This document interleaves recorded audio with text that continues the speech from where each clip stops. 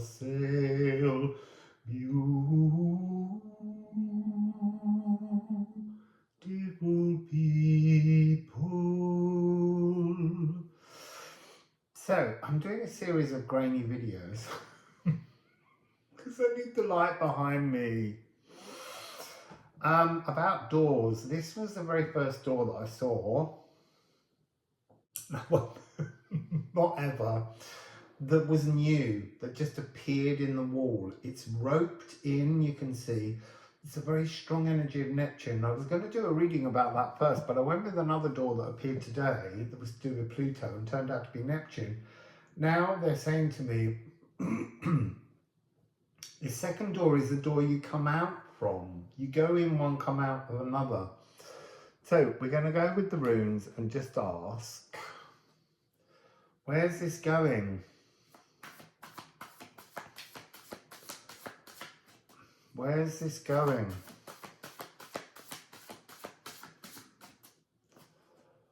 Where is this going? Okay, so,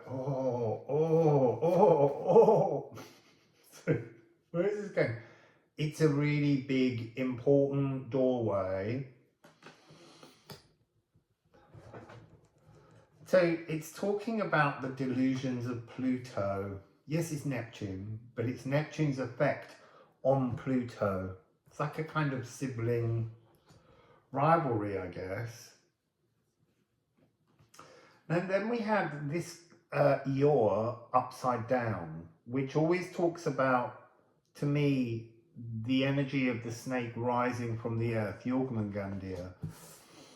Jormungandr has a fear.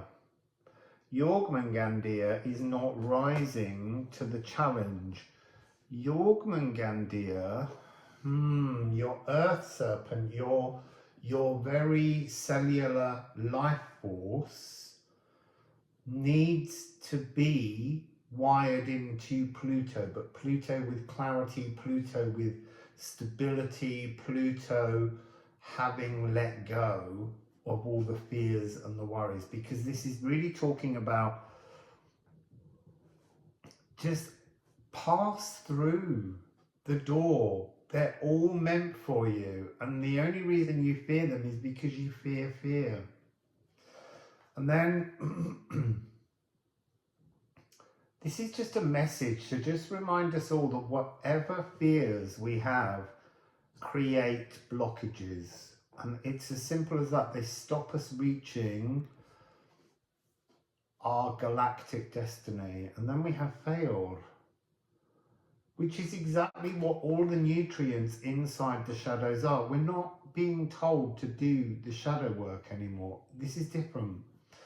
This is talking about just accepting the releasing. Accept that you can release all fear, that you can actually move and navigate through the world, the worlds, the dimensions, the realms fearlessly. And that's when everything becomes a destiny. There's a birthing inheritance that somehow negates our ability to navigate into our divine galactic inheritance. So let's give these a shuffle. I want rune stones.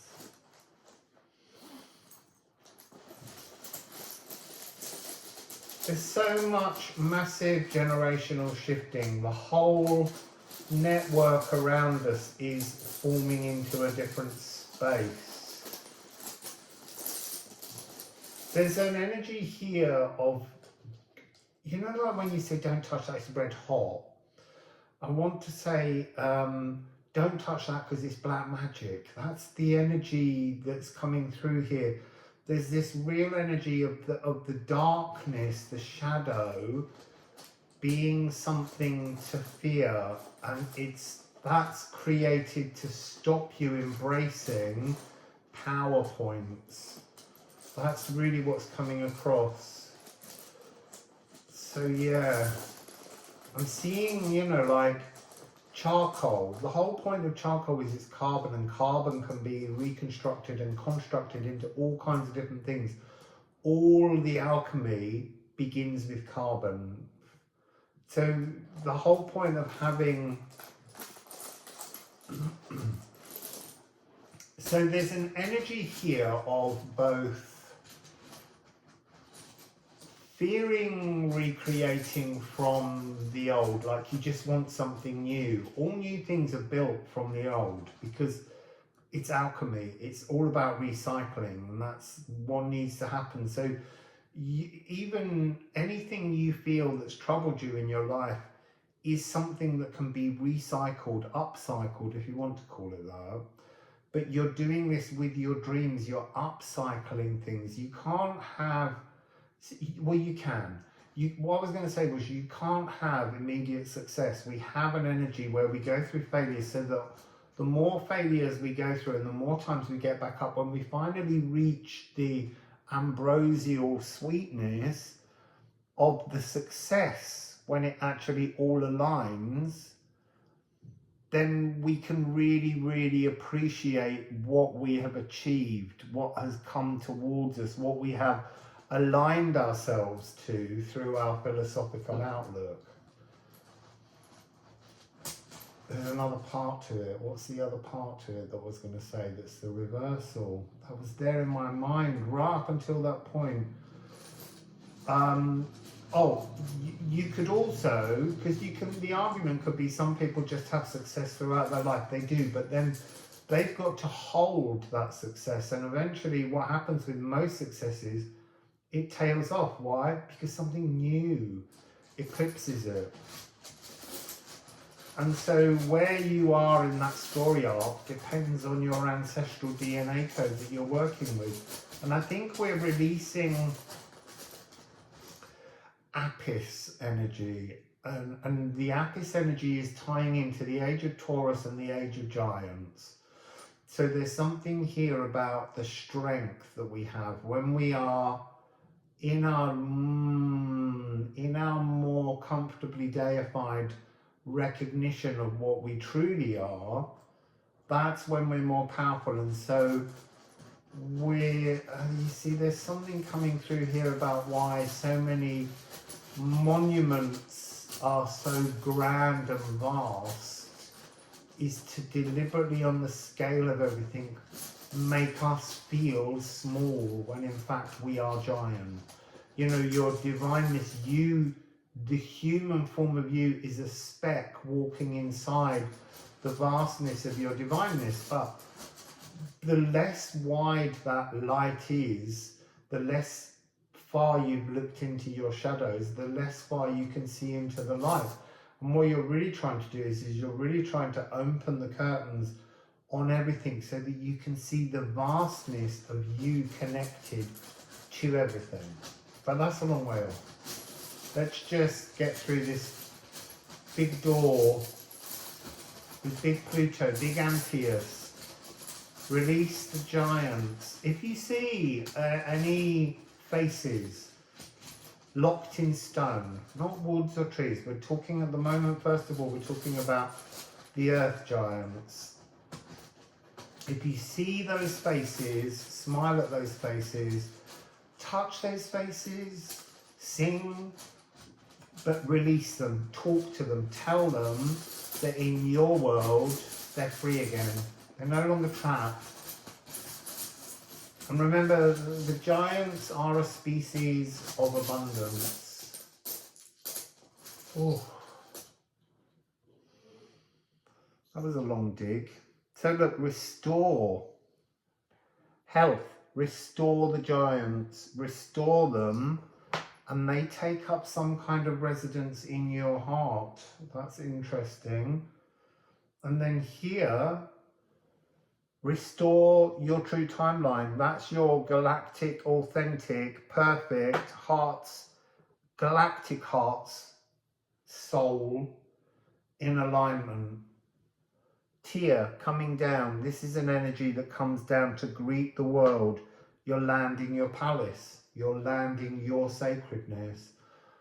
and begin again. But there's something different about this coming across today. It's like two trees growing from the same root system, but instead of one being burnt down, there's two standing. There's polarity. There's something here about the doubling of frequencies, seeing patterns of doubles. That's something which I'm doing at the time. I said the other day, 11:55. All of these numbers that come in perfect doubles. So there's a lot of doubling up here. Two trees growing in the same forest. One's divine and one's divinely physical, but they're both divine, but they both serve a different purpose. So that's coming through. Let's see what else. I think I might just stick with the runes. So this is the doorway out. Inside is your fear of the dark tunnel. Is the fear that the nutrients aren't there? So is one door one tree and the other door the other tree? And the space in between, you're pulling the two trees together, you're merging them. Interesting.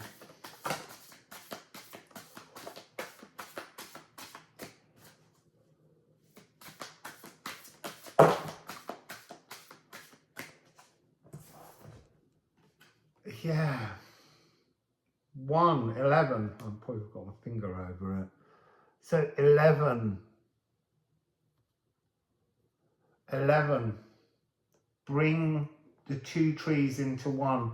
This is the first tunnel. This is almost like you stand in the tunnel and it's the reverse Hercules. You're pulling the columns back together. You're bringing your emotional landscape as the Akashic filter through which to translate your dreams into the physical world. Interesting. And then we have raid, journey,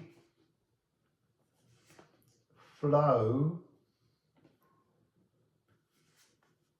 and anchor. And then this one's coming out upside down. It's interesting, there's a lot of sevens. 6, 7, 7, 7. 6, 7, 7, 7.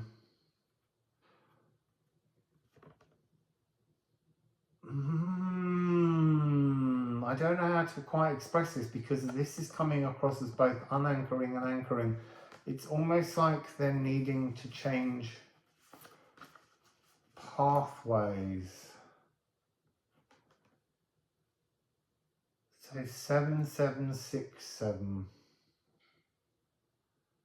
So unanchor, sweep, clean away all the blood, all of the initiations, all of the things that haven't quite happened for you, been brought into reality for you.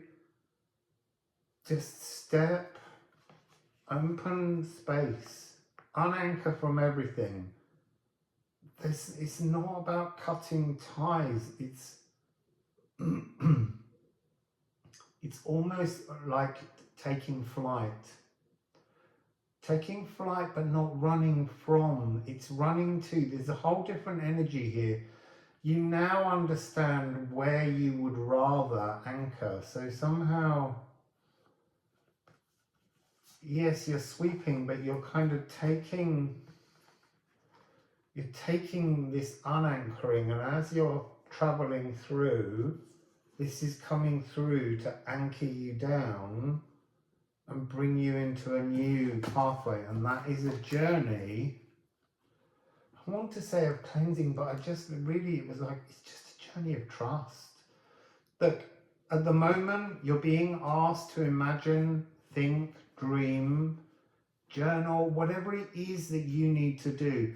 But you need to take care of all of what seem to many like just pure fantasies are actual true connections in your interdimensional wholeness. That's all separate pieces, but it's all part of a wholeness, and you have to work on all the layers. And there's something here about being light enough, thin enough, you've shed enough. This is the moment to take a first new step, is what I'm hearing. It's making me burp. Let's get this closed because we don't want them too long. This is a door to come out of, but it's almost like when the two trees come together and become one, the two doors become one. They're both inside you, and so that tunnel of fear no longer exists. Oh, look, see? Closing it down, bringing the two into the single alignment. Jana-spaced. It's Jana-spaced. And we have the hang through, the review. No more reviewing. The reviewing becomes a done thing. It's about experiencing. And then we got 62. So this is Nithogia, this is Stenkness, this is the test. The test was the review. Life was a review. And now you have to decide to stop sitting in that particular theatre watching the same old shit show. You need to get up, go outside and find something better to watch. Write it yourself, build a theatre.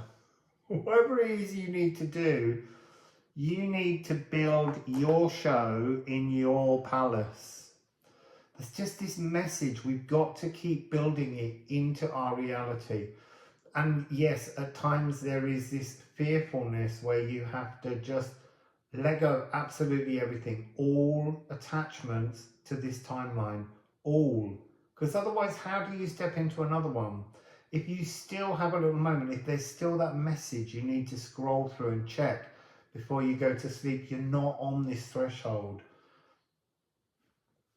You know, this requires a kind of sacred focus, and it's not forever, but it's, do you want to really get out of this particular timeline into the next one? How much do you want it? How much are you willing to center your energies and bring the changes that you need? Because it requires a series of changes around the threads that come directly from your soul's perspective currently. Wassail.